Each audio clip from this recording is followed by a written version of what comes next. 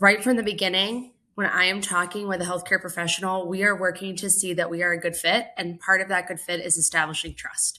So when I agree to work with a healthcare professional, I take that incredibly seriously. I'm going to advocate for them. I'm never going to lie to them. I'm going to be upfront with them. We are a partnership. And I believe that that is what makes this work. Thank you for joining me for another episode of On the Clock and Off the Record. Each episode is brought to you by Atlas MedStaff, unapologetically human. Today's guest is someone a lot of Atlas travelers already know, senior recruiter Mary Beth Burns. Mary Beth has been building her reputation for doing her job the right way. She tells the truth, answers the hard questions, and fights for her travelers when it matters the most. In an industry that can sometimes feel very transactional, Mary Beth has built relationships that will last well beyond a single assignment. Today, we're going to talk about her path to healthcare staffing, what makes her such a great recruiter, and some of the lessons that she's learned along the way with her travelers. Mary Beth, welcome to the show. Thank you, Rich. What an introduction. I don't think I can beat that. Did I miss anything? Fill me in. What did I miss? No, I think you covered everything. I feel so honored to be introduced that way. There you go. Well, you earned it, quite honestly. You earned it. And I'm super happy you said yes to being on the show with me. Of course. Of course. All right. Yeah. Are you ready? I'm ready. Okay. Let's do it. We'll go on the clock. First Okay. question. Healthcare travelers are smarter than they've ever been before about pay packages, bill rates, extensions, margins, you name it. But sometimes the details are muddy. Where do you think recruiters owe them more clarity, and where does the conversation get complicated? Yeah. So with bill rates, I'll be completely honest. This does not come up very much with me and my travelers. And it's not because I'm not being clear. I am always clear. I'm not hiding anything. I'm very transparent with my nurses because that's how this relationship works. With that said, I think it doesn't come up very often because right from the beginning, when I am talking with a healthcare professional, we are working to see that we are a good fit. And part of that good fit is establishing trust. So when I agree to work with a healthcare professional, I take that incredibly seriously. I'm going to advocate for them. I'm never going to lie to them. I'm going to be upfront with them. We are a partnership. And I believe that that is what makes this work. Now, with that said, when this does come up, the topic of pay, specifically the bill rate, I have had some nurses come to me. Most of the time, they're ones that hear about this on social media. There's a lot of really bad information out there, and they'll talk about bill rate. And so I've noticed in those conversations, there's a couple of things that are missing. First thing is there are a lot of misconceptions about the bill rate. Simply put, when I see it on social media, they'll think that bill rate minus what nurse makes is what my agency/recruiter makes. That is incorrect. That is not the truth. No, if it were that easy, it would be like a really short conversation, but it's not. And so when it comes up, I talk about this with a nurse that this is a very complex situation. When a hospital or vendor puts out a bill rate, they are not putting out the bill rate for the nurse. They're putting out the bill rate for the totality of the services, which means talent acquisition. They're paying for credentialing. They're paying for billing. And of course, most of what they're paying for is the healthcare professional, as it should be. However, that bill rate is encompassing everyone that is involved in this. And so understanding it that way, as opposed to this, what are you getting versus what am I getting, I think kind of like dissolves a lot of that tension, because we're all getting paid from the same place. It is not a me versus you. It is us together. And so we talk about that. The other piece is truly the relevancy of the bill rate. How much does this really matter? And it is not because I'm trying to deflect, because truly, if somebody ever asks me, can you go line by line and tell me where the bill rate goes? I can find some people that can help us go through that. But why are we going to do that? I kind of equate it to if I'm going to go get a cup of coffee outside of my house, Okay, I've got lots of choices. I've got Starbucks, I've got Dunkin', I've got scooters, I've got everything, mom and pop shops, whatever. And when I go and I choose where I want to go get my coffee, I'm thinking about, do I like the product? Do I get good service when I go there? Is it affordable for me? Like, is it convenient for me? All these things. I'm not going to Starbucks and saying, okay, you're going to charge me $4.65 for this tall cup of coffee. Well, how much did the cup cost? How much are you getting paid? No one's doing that. And so to me, I think people, when they know better, they do better. So when they understand that way, they're like, well, then why are we, let's move on. Like, we don't need to talk about this. Again, not that I have anything to hide, but like, this is a fast moving industry. And so like all this time we're spending unpacking this that has like absolutely no impact on you is keeping us from doing the real work, which travel nursing is hard enough to find a job. It's tough out in these streets. Yeah. And so, what I don't want my nurses to feel like ever is like, okay, I have to be really responsive. I've got to apply to all these jobs. I have to open my mindset. I have to do all these things. And finally, when I get the offer, I'm going to have to negotiate with Mary Beth to make sure I'm getting the right pay. No, right. I'm taking that off of their plate, because if I were in their shoes, I would not want to have to worry about that. Like, I'm buying a car. Like, my nurses know when I send them a pay package, this is what it is. The bill rate doesn't matter. Does that make sense? Makes total sense. Absolutely. Yep. You're 100% right. I would be happy to break it down for you line by line, but that is but why, right? That might be just a giant waste of your time. Do you want to know how much we pay on insurance on this? You don't. I mean, it's just a thing. It's a line item. And so. Right. It's boring. Bill rates are boring. They totally are. And they get blown out of proportion sometimes, for sure. Yeah. Yeah. All right. Question number 2. We lean into being unapologetically human, right? I mean, I came up with that. I absolutely believe that in the world of AI and everything else, we are humans and we're going to make mistakes, but this is who we are and this is how we move forward. So in a market where job alerts, VMS speed, automation make the travelers feel like they're just in a queue somewhere, what does it actually look like when a great job opens and 20 recruiters are chasing the same traveler? So I love the unapologetically human. I love that. I'm also unapologetically efficient. My nurses do not need AI for them to get in somewhere quickly, because I'm going to be faster, because time is of the essence with this stuff. And so my nurses know that. That's why they know that they get texts from me at very odd hours, because if something posts, they're going to know about it immediately. With that, most of my nurses that I work with only work with me. That is just the nature of how things have gone, just because we have found that we're a good fit, right? Now, I do have, especially with my newbies who come in and then they like work with different people and stuff, we have to have a conversation about, okay, like, I support you in whatever you want to do. Like, if you want to work with multiple people, totally, like, do that. You need to know the risks of that when you are doing that. Because there is this speed to market thing, I don't know if that other recruiter has your best intention in their heart. You are the only one that knows that. And so that I have seen time and time and time again, I will not name names, these very, very large corporations that are submitting these nurses without asking them. And then when they want to submit with me, their preferred recruiter, we go in and now the deal is blown. And so having those conversations on the front end is very, very, very important. The other thing that the healthcare professionals that we work with don't necessarily understand, because I'm not going to bore them with this unless they ask me, is that it isn't all about speed. It is also about relationships. Now, thankfully, I work with the best group of client managers around, and it is not easy. It is not hard for me to be friends with every single one of them and have a good relationship, because they are genuinely fantastic. However, that relationship is a big reason why my people get the jobs that they want, because I work hard at having relationships with the client managers so that when my nurses come through, they drop whatever they are doing and they put my people through.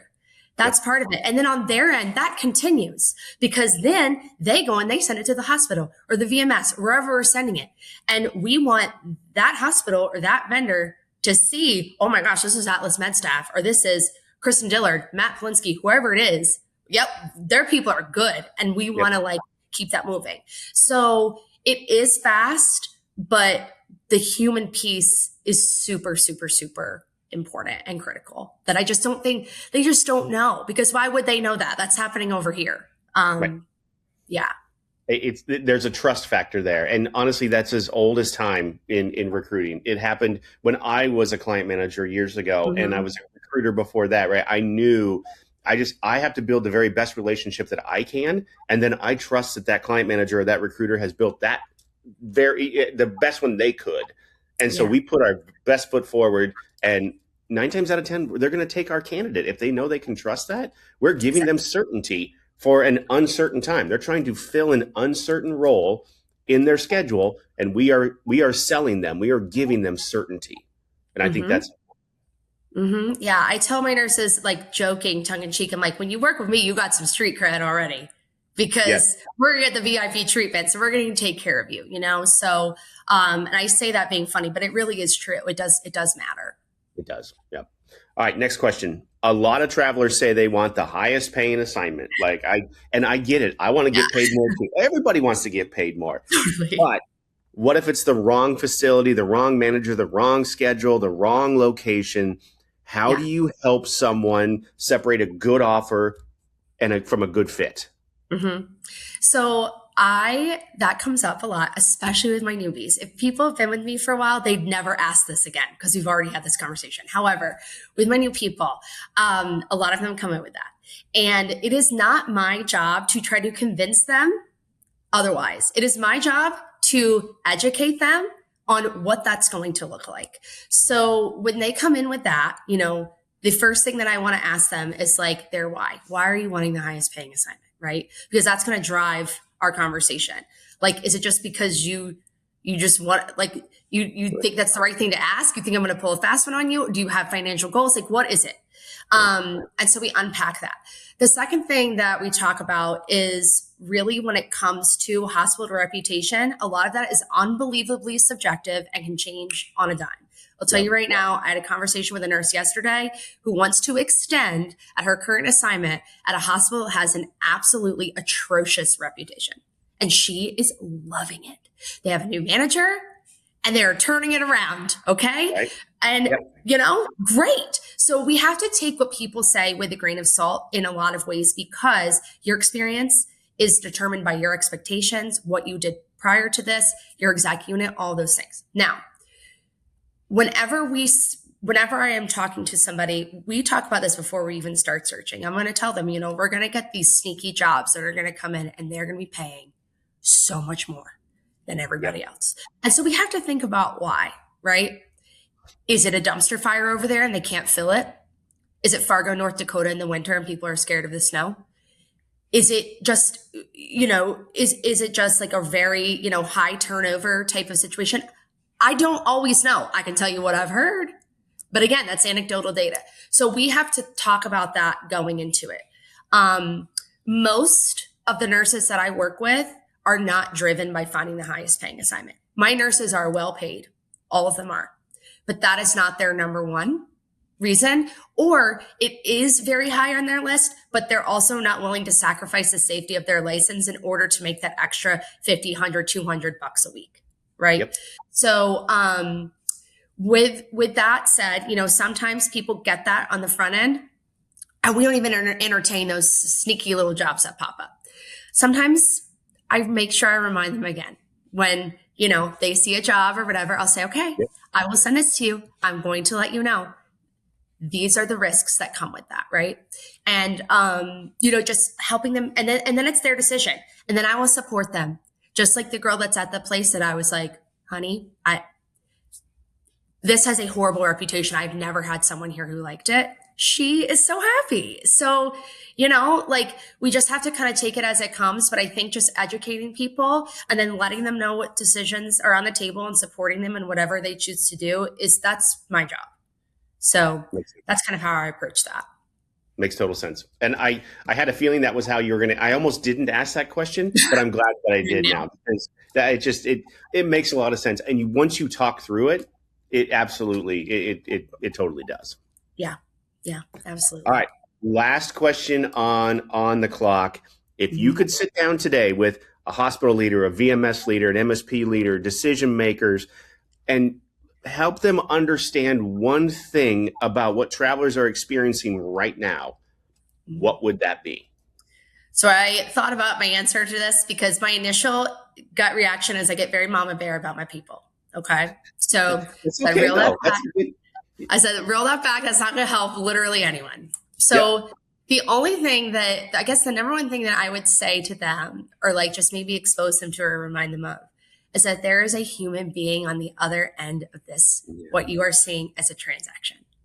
And so we need to be very careful and very mindful and very thoughtful about the decisions that we are making. I understand that census can change on a dime. I understand that. And you don't have a crystal ball. I totally get it.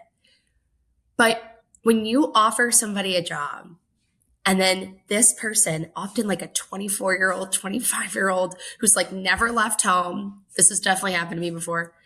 For the first time, we get them all the way across the country and they get there and then you cancel them because of census. Yep. It is devastating to them. Yeah. And again, we understand that it happens. And I explain that risk before my travelers, before we submit to the first job. But I do notice that there are some facilities that do that more often than others. And I am wondering if we're all just trying to do the best that we can in our jobs. And I'm wondering sometimes if because they are so far removed, if Yeah. like they've lost sight of that a little bit. And so that is what I would just love to remind them is just, at the other end of this, there's a person here. Not only is a person, it is a person who has chosen to dedicate their professional life to helping people. This is a Yeah. good person and who wants to do well. So let's empower them and set them up for success and make sure that we're doing what we need to do on our end to try to prevent as many surprises as possible. Yep. I have heard recently a friend of mine on LinkedIn posted that he was part of a roundtable with unnamed MSP, VMS, or Mm-hmm. whatever, and they kept referring to the travelers as resources, and that's gross. Yeah, that's gross. I don't. No, no, no. You're 100% right. The reason I'm in this industry right now is because a traveler took care of one of my children when she was very sick and treated me like a human being, right? Like a scared first time dad, and that made an Mhm. impact on me. She's not Yeah, just a resource. She was right. a real person caring for patients, and I've Yes. carried that with me the entire time. Totally. Yeah, that would definitely hit me the wrong way if I heard that too. Yeah, it's gross. I don't. Yes, I know. So, all right, off the record. Are you ready? Yeah. These are easier. These I want to know. I want to know. Now, you and I have talked many times before, Yeah. but some of these questions are a lot of fun. So, first question on off the record: before you were a recruiter here at Atlas, who hmm were you? What did you do? How did you get here?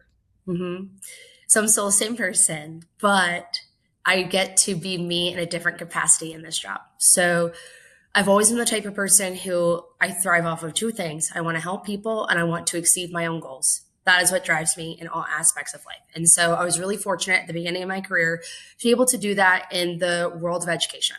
I started off as a classroom teacher. I worked with very low income students. That was my bread and butter. I wanted to help them. I loved being a teacher. Every year, 100% of my students were reading at or above grade level, which is a great way for me to exceed my own goals.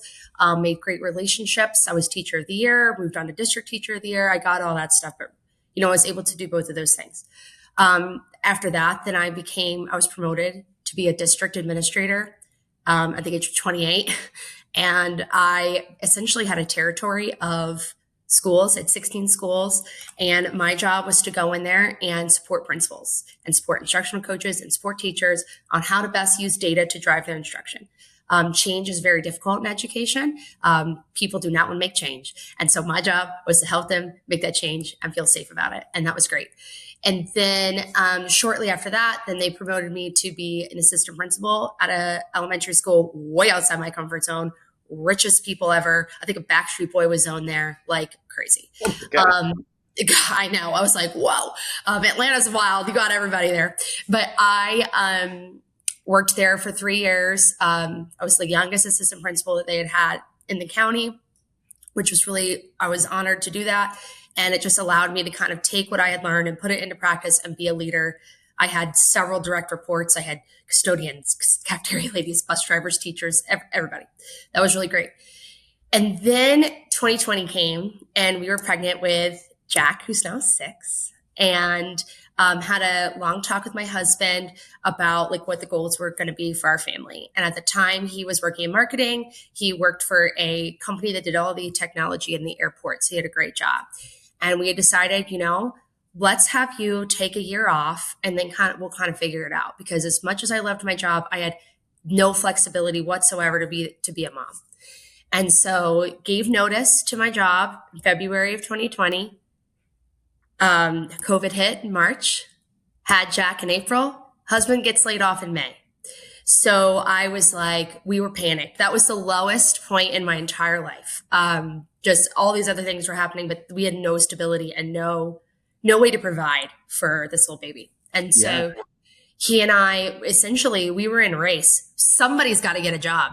And somebody's got to get health insurance, because I just had an emergency C-section and it's not going well. And he's little. So like, let's go. And so I had a friend who I had not seen since 2008. And she was a teacher. And I had seen a video that she had done with you on Facebook like years prior. And so I just reached out to her and said, hey, like, what was it like to transition from being a teacher to being in recruitment, to being in sales, to being healthcare staffing? Just tell me more about it. And she was like, oh my gosh, you have to work at my company. And I was like, that escalated so quickly. Okay. Like I was genuinely just asking how it was, like, would I like it? And so talked with y'all. It was an immediate fit. And what ended up, I thought, being like the worst thing to ever happen to our family ended up being the biggest blessing, because I love my job. I feel like I'm good at my job. And it has just been a game changer for us. And I've been able to kind of activate that helping people and achieving my own goals. Again, I get to help healthcare professionals, which they're very similar to teachers. Those are my people. Oh, yeah. And, and I've been able to exceed my own goals. I've done well here at Atlas. I've been, a top producer for a while, and that drives me as well. And so I get to have that balance. And so that's kind of like my professional story, how I got here. But still, through and through, I'm a teacher. I just get to do it in a different way. Do you miss the kids? I would assume you probably miss the kids. Yes. Oh, yeah. The kids were great, and they were so funny. I always had a story, But now I get to be a mom, and I get to be the room mom. I'm in kindergarten room mom, preschool room mom. So I get to do that, I definitely do miss it. I didn't leave education because I didn't like it. It just, everything's for a season, a reason, lifetime. Like that was just a season of life, and super grateful for it. But it does make me a better recruiter, I feel like. No, I totally agree. Mm-hmm. All right. Next question. Recruiting can be emotional work.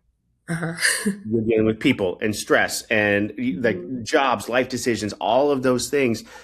Has that changed you at all? Is there anything that has changed you from who you were before to who you are now because of the emotion behind recruiting? Yeah. So I don't know if it's necessarily changed me, but it's strengthened me. In my previous role, education is unbelievably emotional. I mean, I have stories that would just make you cry, right? And so I kind of had that purpose of being the calm in the storm coming into this job. Adult problems are very different than kid problems. And a lot of times, I form relationships with these travelers, and for many of them, I've been with them during some of their hardest times, and even just really stressful times where there's something really stressful happening with the job, whether it's like a horrible manager or they get canceled or the bill rate goes down, whatever it is, that has nothing to do with me, but I am the one that they have access to. And so sometimes I take the brunt of that a little bit. Now, thankfully, I work with fantastic people. And most of the time when my nurses are having a moment, It is quickly followed by, I am so sorry. I know this is not you. I just needed to talk to somebody. I'm like, it's okay. I get the same way. It's fine. But I feel like this job has just made me even stronger to be in uncomfortable situations. I'm very comfortable in the uncomfortable. I'm able to have the tough chats. I'm able to deliver news that people don't want to hear. And I'm not cold about it. I definitely have empathy about it, but I'm able to maintain my composure so that we can get past what's in front of us and let's figure out how we're going to move forward. And I'm really proud of how I'm able to support them in that way. Yep. What's something about being a recruiter that people outside the industry maybe don't understand? The job title. Recruiter should not be our job title. It shouldn't. No, you're right. It's this much of what we do. Yep. This much. And it's the easiest part. It's the fun part. I love talking to people and saying, like, let's work together. There's so much that happens. It is not we place you somewhere and then see ya. Like you might have in other industries where you talk to a recruiter and then you never talk to them again.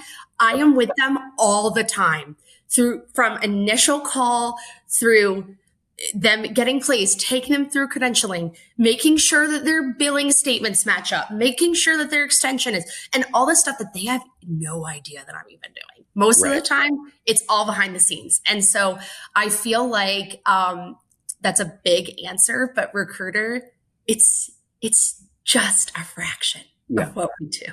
Yeah. It's an outdated term. And if we could come up with something better, I totally would. But there isn't a like 1 or 2 word title that could encompass everything that you do. Yeah. There just isn't. Mm-hmm. Yeah. Yeah. We can brainstorm some ideas. We can. We'll talk about that off the record. There you go. All right. Last question. What's something that you're proud of that has nothing to do with numbers or placements or rankings or any of that? My babies, my kids. It's a great answer. That's the easiest answer. Jack is 6 and is the most resilient, charismatic, emotionally intelligent boy ever. And he's going to take over the world. And I'm just like in awe of him. And my 3-year-old Elise is the strongest little girl. And I don't have to worry about her. She is going to be able to stand up for herself. She is someone who, even at the age of 3, has such an appreciation for beauty and aesthetic, and she has an opinion, and she's going to make this world more beautiful because of the lens she sees the world through. And I brought them into this world. Yep. So I take a little bit of ownership over that. So yeah, my kids, they're the best. Just wait till he gets into his teens and he starts eating everything. And I can tell you this as a boy who's 16 years old right now, that dude eats everything. And you can never have enough food for him. I'm just wait. It'll happen to you. I'm ready. All right. Okay. Rapid fire. Mm-hmm.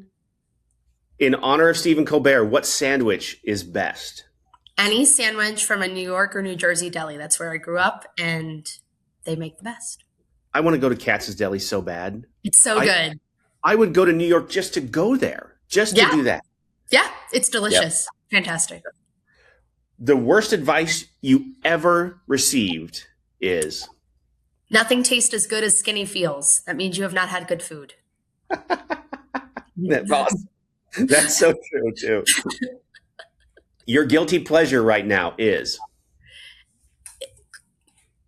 Shirley Temple poppies. I'm drinking like 3 of these a day. I'm going to be so sad if they come out and tell you that like they're so dangerous for you, because that it's replaced coffee for me. I love them.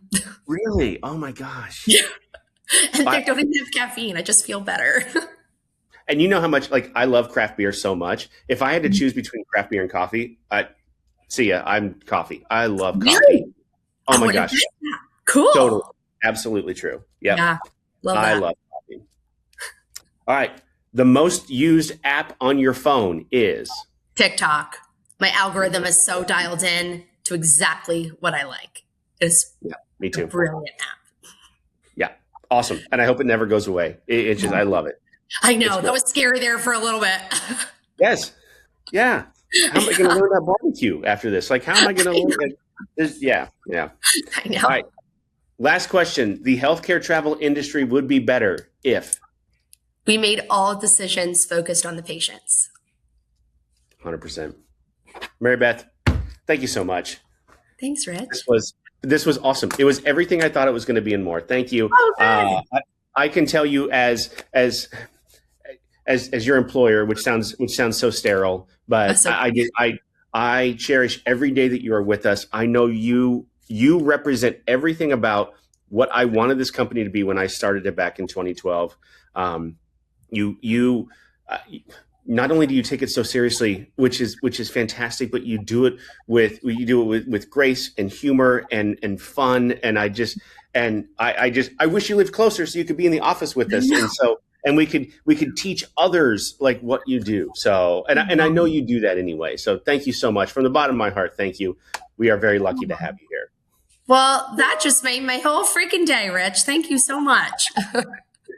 There you go. Now, if you made it all the way through with us, and if Mary Beth sounds like the type of recruiter that you want, we will put all of her contact information in the liner notes of the show. It'll be in the notes on Facebook or LinkedIn or wherever this ends up, or on YouTube. Give her a call. Be one of her newbies at first, and go through that process with her. I guarantee you'll have a good time. Oh, I appreciate that. Yes, reach out anytime. Join us for our next episode where we talk to another industry insider about the staffing world.